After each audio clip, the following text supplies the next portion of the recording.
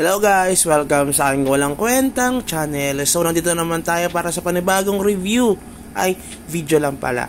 So ngayon guys, parang susubukan lang natin ng PvP ulit.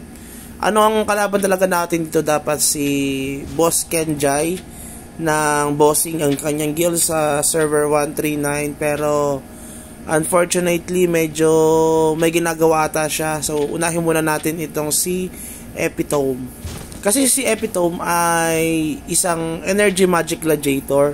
So hindi pa tayo nakakatry ng EMG or energy magic gladiator kasi na-try na natin yung STR magic gladiator, si Bunhab, 'di ba? At hindi natin kaya, ang lakas. Hindi ko alam kung anong build ni Bunhab. Pero meron na tayong glimpse, parang nasabi niya na sa atin yun, pero gagawin pa rin natin ng video si Boss Bunhab dahil ang ganda ng building ng kanyang character. Syempre hindi naman natin siya ipagdadamot, hindi dahil talo tayo sa duel sa kanya hindi na natin i-upload pa rin naman natin yun.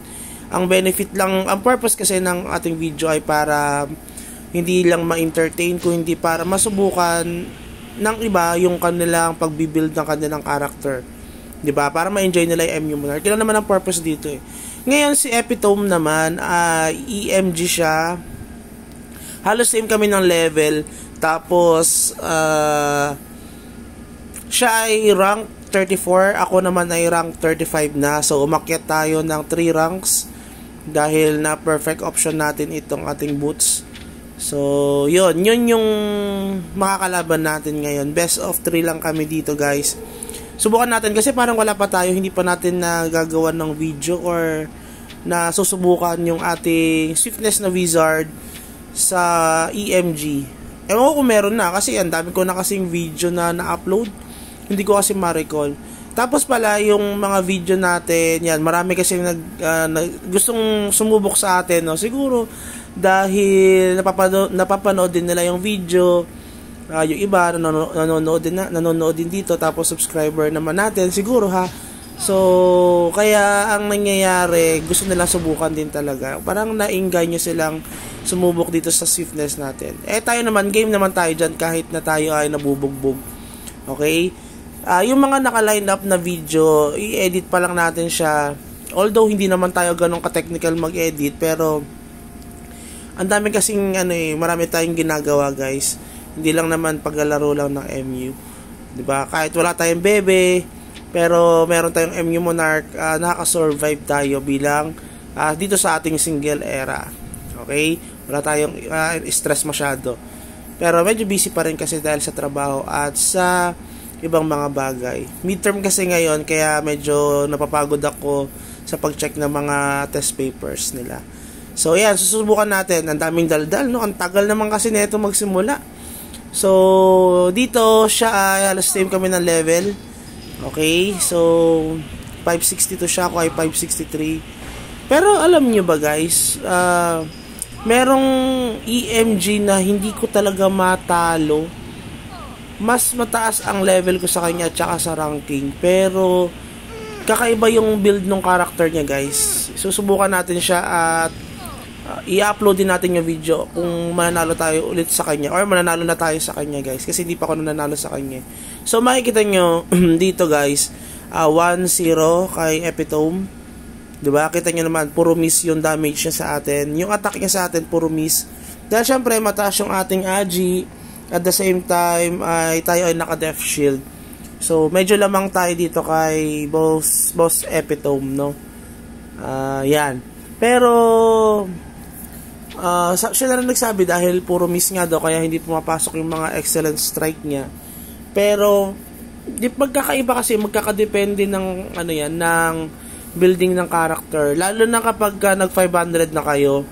Sa level 500 kasi meron na dito mga ibang pinapa-level, tulad nung sa general skill yung pen strike ba yun, yung double attack, yung excellent strike, yung lucky strike. So depende sa inyo kung anong gusto nyo pataasin. Okay, so ang problema doon, syempre wala na kayong stats na makukuha na pwedeng yung i-add doon sa stats nyo. Kaya ang gagawin nyo para magkaroon pa rin kayo ng stats, kakain kayo ng fruits, magkakrap kayo ng fruits.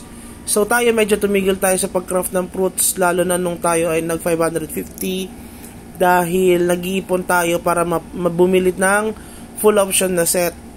Okay? Pero bibili pa rin naman tayo noon, kaya mag-alala. Kasi nakakaipon naman tayo eh. Daily kasi kahit pa paano nakaka 200k or 300, depende kapag may nabenta tayong mga items. Yun lang ginagawa natin, hindi na tayo masyado nagta-top up. Ang top up lang natin dito ay yung 55 pesos. Gusto kasi natin itry yung mga free-to-play players. Yan, tulad ng mga wizard natin na kahit hindi ka naman gumastos, dito sa MU Monarch, yung 55 pesos lang, or kahit hindi nga yung 55 eh, kasi makakapag-grind ka naman, bibili ka na lang ng XP potion para mabilis sa level mo rin, makasabay ka. So 2-0 na tayo guys. Kita-kita nyo naman lamang ang wizard natin dito sa EMG, halos same lang kami ng level, isa lang ang nilamang ko sa kanya, pero mas mataas ang battle points niya sa atin. So 2-0. Pero hindi naman din kasi talaga guys, ano yun eh, parang accurate yung mga battle points na yan. Kasi 'di ba, kahit si SK, 'di ba 'yon, shout out sa iyo boss. Idol kita, no, das malakas na BK mo. Pero syempre mas malakas pa rin si N360. No, siya yung pinaka-lodi natin sa BK. Although may mas maraming malakas sa kanya, pero tulad ni Rigor, top 1 namin dito, top 1 sa Blade Knight sa cross server. Pero iba pa rin kasi si N360. Kasi si N360, although spender siya, pero mas spender kasi si Rigor. Pero ang lakas ni N360. Diba? Siya na naman, bidang-bida talaga si N360 sa atin. No? Eh sa atin naman, wala namang masamang tinapay sa atin. No? Or walang matigas na tinapay. So, at least kahit pa paano natututo tayo sa mga building niya. Medyo naghangata ako dito, so susubukan natin mag-reconnect kasi mag-round 3 pa tayo laban dito kay Epitome sa Energy Magic Gladiator guys.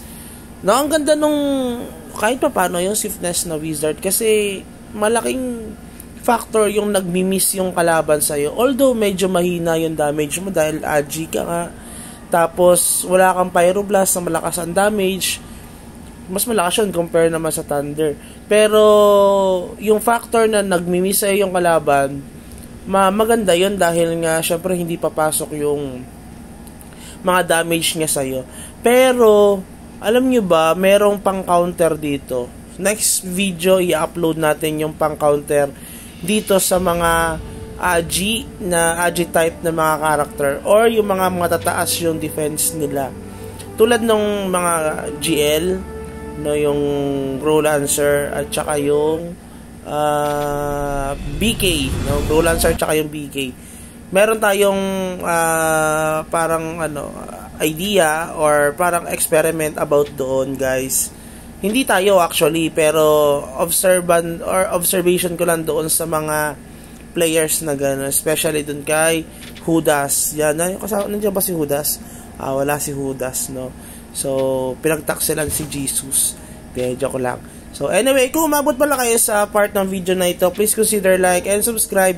886 na ata tayo guys sa ating YouTube channel. So konti na lang, mag-1,000 na tayo. Subscribe na kayo kasi konti na lang masusubukan na natin yung yung monetization nila na sinasabi. I'm not after with the monetize ng aking channel. Wala namang problema doon eh. Pero gusto ko lang kasi siyang ma-experience kahit paano na wow, pwede palang kumita dito, parang ganon. Pero siguro kung kikita man tayo dito sa MU Monarch, baka ay sa video natin kahit ano naman yan na content natin dito natin na-upload, baka yung mga isasweldohin nun kung meron man, top up natin ng konti, tapos syempre pag lumakas na tayo dito, magpapalaro tayo, parang ganon. Kala mo naman napakayaman, no? So yun lang, 3-0 guys, and have a good day, bye bye.